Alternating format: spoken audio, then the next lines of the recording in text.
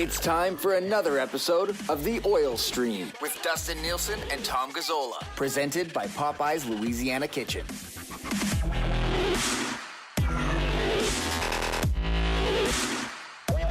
Well, happy Friday morning, everybody, and welcome to another episode of The Oil Stream. Nielsen and Gazzola with you, probably the earliest that we've ever done an oil stream. And I have to say, Tommy, your hair looks really freaking good for 8:40 in the morning. Buddy, what have you been up since like 6 o'clock working on that thing? Yeah, it took a couple of hours, 2 hours and 40 minutes to be exact. No. It's it's I have to go to my old place and I have to go for like the final inspection, and then busy guy. Big day ahead of me because I have to go to Costco. Oh no! And, no. You're gonna need gas, aren't you? I need gas, obviously. I need to refill. Yeah. It's been a busy week and a half, and then I finally got cable installed. I'm not tethering. This fiber optic is amazing. I checked the download and upload speed. And it's good, right? Yeah, it's amazing. And then I need to mount my TVs, so a bunch of stuff to do. Who's coming over to help you mount the TV? Well, Reno G. Okay, I thought so. He's the one. He's the one with the expertise. But this is his first TV mount, and I think he's kind of nervous, to be honest with you. Like, we were looking at the TV, and he's like, "I need to know what the distance between the studs is." And I'm like, "I don't know. I don't have a stud finder." and then I'm like, "That's our project. Plus, we got to do some painting. You can kind of see, like, you can see with the reflection, like they didn't do. A few things there. Yeah, whatever. I mean, but it's fine. Easy stuff, Dusty. Honestly, like, buddy, if my dad and I can mount a TV, you and your dad can mount a TV. Yeah, for sure. Like, we're the most useless people ever. We mounted my TV up top, and it's like a 55er. So I'm right there with you. So perfect. If you guys, but at least I have a stud finder. I can't believe you don't even have a stud finder, buddy. Maybe I'll get one on my travels today. Wow, that's huge. That's a big purchase. I like to take my stud finder and go like this in front of my wife, and I go beep, beep, beep, beep, beep, beep, and I hold it to my chest because I'm the stud. Does she giggle or roll her eyes, or both? She rolls her eyes. I mean, I've done it like 20 times, so it's not even like a funny joke anymore. What else are you gonna say? You said one other thing. I was gonna say, so this place is bigger. It's a lot bigger than my old one, and what I do like is it also has a couple rooms and a den. But the den will be the office. Oh, and nice. I'll have to mount another TV in there, and gotta have one in the office. Yeah, it's going to be a studio / office, and I'm looking forward to getting that. That's the summer project, really. Yeah. As we roll on, so I mean, we're gonna have to do with this background for the time being, but eventually, then it's gonna look sharp. Yeah, when I get in there, it'll look really, really good. All right, before diving into the Stream, I just want to give a quick shout out to Damon Bunting, who gave us tickets last night to the Stingers game. We were courtside at the Stingers last night. It was awesome. I felt like Drake, and they were going up against Drake's team. I was in like the seat right next to the Stingers bench and Baker, the coach. And man, what a game! Like, the atmosphere there was really good. And they had a couple of chances to win it. In the projected score of 91, it was tied at 89. It was just a good vibe down there, man. We had a really good time. That was nice. They really have done a great job with the facility, the new seats, the lighting is great, and the vibe's awesome. And the kids running on the court after meeting the players, I thought that was a great touch. And the fact that they lost and they still hung around to do that was really, really good. And big thank you to Damon. I'll also give a shout out to Mana from Pub 1905. After we went to the Riverhawks game the other night, Mooner's like, "Let's go see Mana and hang out at 1905." And I had the riblets; they were great. And that sounds nice. Sounds we had a good crew. We sat on the patio, and perfect. It was a lovely evening. So shout out to a couple of people there, Damon Bunting and Mana from Pub 1905. Lovely time. Great way to make the summer count. You know what I mean? Yeah, no, you might as well take advantage of it. Beautiful weekend coming up here for Canada Day, long weekend as well. The Oil Stream brought to you by Popeye's Louisiana Kitchen. Celebrate our nation's birthday with a delicious Popeye's chicken sandwich, maybe some nugs for the whole family. Have a picnic. Go get yourself some Popeyes. You can swing by any of their locations, or of course DoorDash, Skip the Dishes, and Uber Eats as well. All right, Tommy, let's get into it, buddy. They draft the 3 players, kind of like we were expecting. Thought maybe they might trade down, but they get Bo Akey. Have you heard anything about Bo Akey? Have you checked in on Bo Akey at all? Like, I watched a couple of scouting reports, and he seems like he's not big, but defense is his forte, and he's got extremely good feet. So I think the number one thing for any defenseman who's going to be trending towards the National Hockey League, if indeed he does, Tommy, you got to be able to skate. You got to be able to have that good mobility, and by all accounts, he's excellent in that category. And look no further than a couple of the best defensemen in the NHL right now, and that's Adam Fox, and Cale Makar. And they're not big guys. They're 6 feet tall. I don't even think Fox is listed as 6 feet tall, but they're very, very effective. Throw Erik Karlsson into that mix. So it's kind of, I know that the game and the trends, they shift and they fluctuate, but right now you don't have to be a giant to be an effective defenseman in the National Hockey League. And then again, we're talking about what would they draft, and it's like, well, need. They needed D. They drafted. Yeah. No, it does make sense. So good news for him is that he's not coming. He's going to need a few years to develop. By the time he does that, could be some spots on the blue line with Cody Cece's contract event. So there's a good timeline for this kid. And overall, I think it was a pretty good pick. And then a couple picks later on, who knows how those guys sorted stuff out. The real story here from the draft, and we're going to get to a bunch of your questions. We got like 50, 60 questions just sitting on Twitter, so we'll get to those. I see a few rolling in there. I should check the YouTube chat as well. We might have some thoughts there, but let's dive into your Boston Pizza Appetizer. We're going to be actually in Beaumont in July. I can't wait. We're taking the Oil Stream out to Beaumont in July. So we'll get you an official date on that here once we lock that in, but that should be a lot of fun. But patios are open. They've got the new summer menu at Boston Pizza. And Tommy, Kyler Yamamoto and Clean Kostin sent to Detroit for future considerations.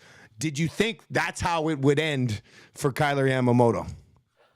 For Kyler Yamamoto, yes. Yeah. For Klim Kostin, not necessarily. And now the negotiation shifts for his camp over to the Red Wings and to see if there's a match or if they want to meet his financial needs, because it sounded like he was asking for something way out of the Oilers ballpark in this circumstance. So, yeah, for Yamamoto, we had been hearing the rumblings, and we knew that Ken Holland was making those phone calls. We knew that there was a team out there that would take him, but the pot needed to be sweetened up. And instead of, giving up a couple of extra picks, which the Oilers don't have a ton of, as we just witnessed, they sweeten it up with the rights to Klim Kostin. Where that goes, we shall see. I'm sure Steve Yzerman thinks he has a good chance of signing Kostin and probably has the financial resources cap-wise to make it happen. And then he probably identified Yamamoto as a guy that fits the mold of the current Detroit Red Wings. And we talked about that as well on this show is, yes, Yamamoto's small. Yes, he gets banged up quite often. Yes, he struggled in the postseason, but there is a tenacity there, and there is an effective NHL player in the right system, playing with the right players, the right amount of minutes. And to expectation, I think, with him, he gets a clean slate in Detroit, and they don't look at him as a first rounder from 5-6 years ago, as opposed to, hey, we brought over this young guy with a lot of upside who's had some good moments in the NHL, and he can kind of work his way into the lineup and find his groove that way. So, two players that have their moments where they're very effective, but also, honestly, at the end of the day, two players that on an Oilers roster that's pretty damn good are replaceable.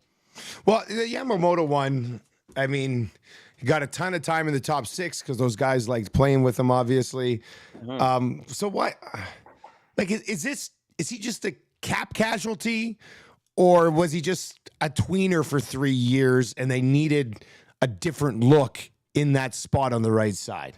I would go with the latter, because I if they want to keep him around, they could have kept him around. They could have moved other guys out. They could have made the focus Warren Fogle if they wanted to. Yeah. But with this team, with how it's built, and how there has been essentially not a hole, but an issue on the right side. It started with Puljujarvi, Yamamoto, like they were interchangeable. One was going, the other one wasn't going. It was weird when they were both on the roster. And it created an issue there that they had to rectify. And eventually the solution was moving both of those guys out. And that's tough. That sucks, because you did draft both of them in the first round. and ultimately it didn't work out. But at least they've identified that there's an issue there.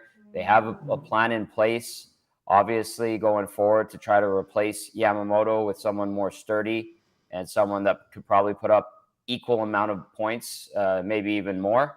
And that's probably what the focus shifts to now heading into free agency. All right. Your questions to the Twitter chat, the YouTube chat. If you're watching on YouTube, feel free to chime in over there. And if you guys are watching it right now, make sure you subscribe to the Oil Stream podcast so you do not miss an episode. And Oil Stream runs year round. There's always lots to talk about with the passionate fan base here in the city. Tom, we've got a ton of questions to get to. Good. But before we do that, I do want your thoughts. I think it's about 8.9 mil. So let's say 9 million in cap space. Bouchard, McLeod, for sure. Yeah. Connor Brown, the Oilers seem to be a front runner for Connor Brown. We're not sure exactly whether that deal would look like. Is there any chance that Bjugstad could possibly still factor into this 9 mil? Where Bjugstad could factor in, and I saw some rumblings coming out of Nashville with the types of players that were traded for the little amount of return. Yeah. Maybe it tells you it's going to be a saturated market to a certain extent. If Bjugstad takes a lap around the free agent pool and says, I don't like these offers, I don't like the teams that are coming at me, I could take a lesser deal with Edmonton on a shorter term and kind of count on myself and bet on myself to have another good year.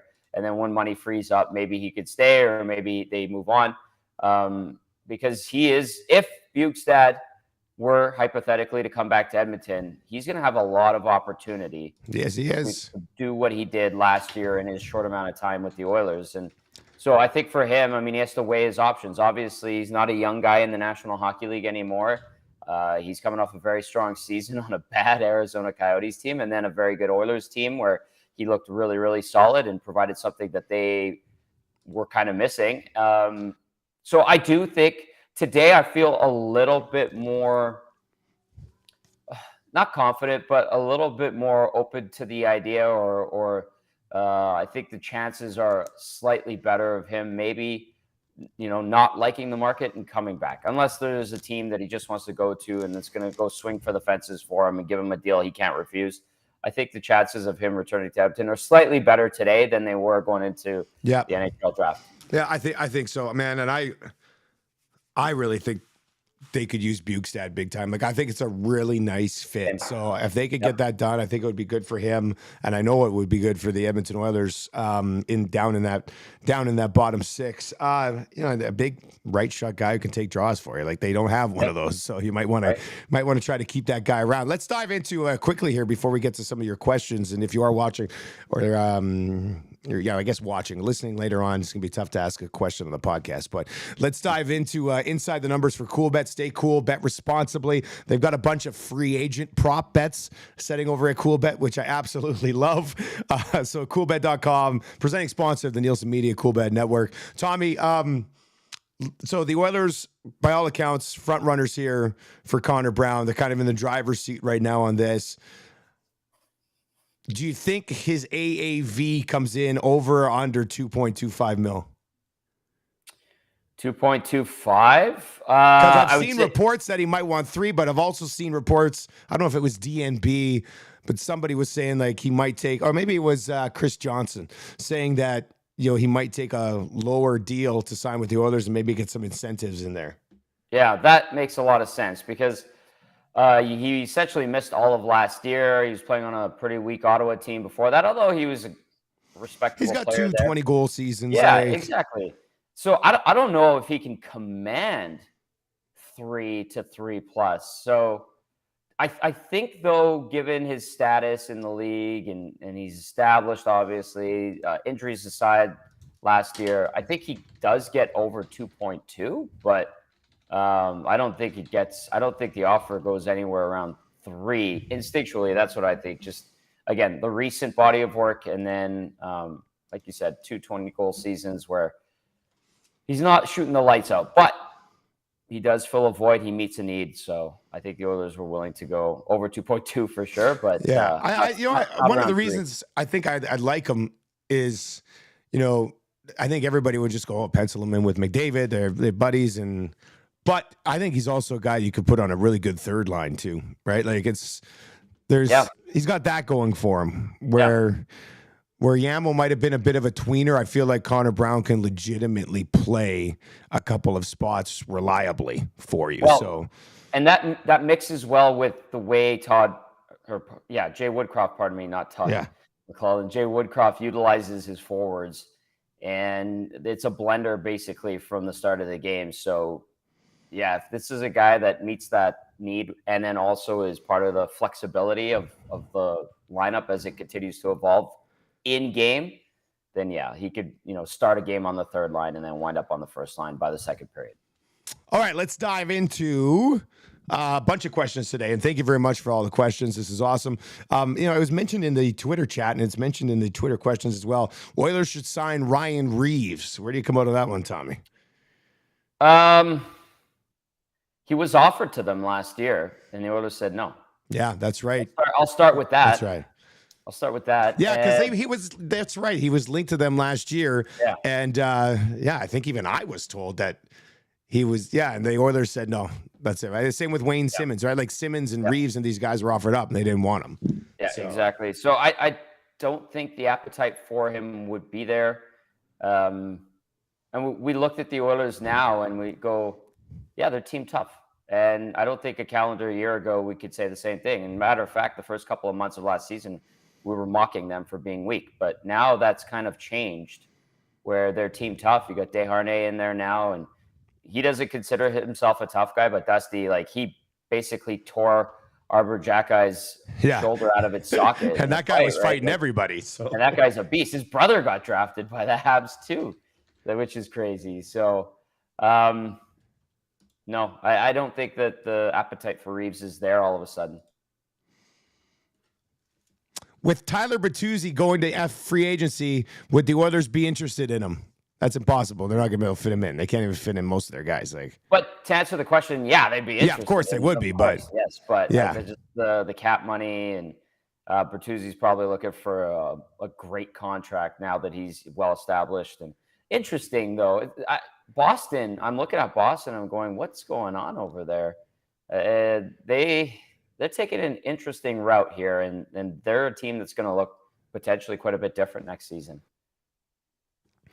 Holland said that Broberg and Holloway got to play. Where in the lineup do you guys want to see them? Where should they be? And will they still be on the team in March? That comes in from Huntario Momes. Huntario Momes. Good to hear from Huntario Momes. I miss him. Holloway, I think next year, I was told that in a perfect world, Holloway could use a little bit more seasoning in the minors just because he keeps getting dinged up, right? But I think now that Holland the door's open now, man. Go and take it. Go and take it. And I expect there to be some growth and development from Dylan Holloway, certainly. I like his attitude. I like the way he doesn't back down. I like how after he gets absolutely blown up in a hit, he comes back and he still tries to make things happen. He's going to have to adjust and do things a little bit differently, but that doesn't mean he can't be effective. And when he gets opportunities, he'll take advantage. So I think that there's going to be growth there. And then Broberg, where he fits in, Dusty, right now, in my mind, he's penciled in as number 7. He's a 7. Yeah. And he's going to play games. Guys are going to get hurt. He's going to have to play on the right side a little bit. Maybe there's nights where they look at Vinny Desharnais and they go, okay, we're going to get Broberg in for Desharnais. And so I think he's going to have to be patient. And then if the Oilers blue line stays healthy, and Broberg gets frustrated because he's not playing a ton, then I could see him being moved out at the deadline. Yeah, I was just going to say it goes one of two ways here for Broberg.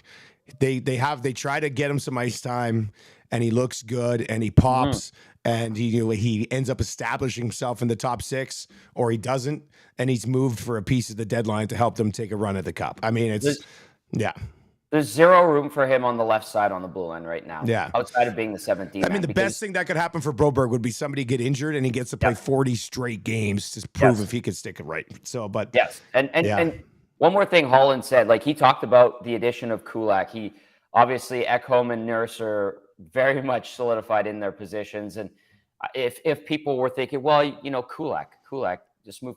No, because Kulak's actually an excellent third pairing lefty. Yeah, Kulak.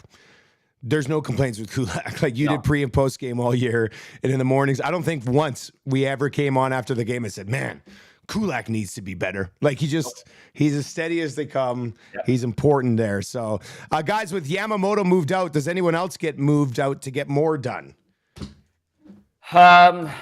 I would probably think not. Hey, Tommy, unless he's got something big up his sleeve. But yeah, and I'm going down the list of guys that we would look at and they would potentially move out. And immediately, again, my mind goes to Foegele. And the last conversation I had, I was told, yes, we could look at moving Foegele, but we like him, and we think that last part of the season showed the real Warren Foegele. And then B, the other thing I was told is Foegele at 2.75 is a tough sell, given the cap crunch around the league, unless you want to dump him for the sake of dumping him. And if they were to do that, Dusty, then they would have to have a line on something that would be an upgrade. And I'm not sure there necessarily is that right now.